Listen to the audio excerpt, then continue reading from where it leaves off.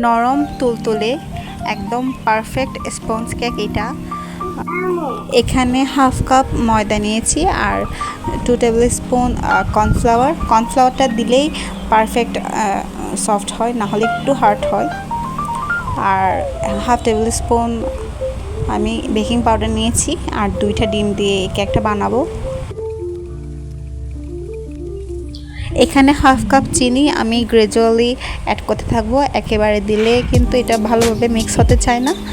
তো 3-4 বার করে এটা আমি মিক্স করব, আর এটা একটু সময় নিয়ে মিক্স করতে হয়। আর কিছুক্ষণ মিক্স করার পর একটু হালকা ফেনা ফেনা হলে তারপর আমি এখানে 1 table spoon vanilla essence add করে দিয়েছি। তারপর 1/4 কাপ অয়েল অ্যাড করছি।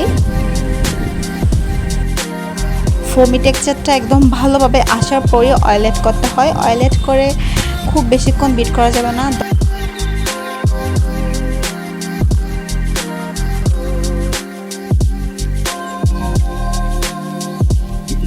এখানে ফোমি টেক্সচারটা একদম ডাবল হয়ে গিয়েছে।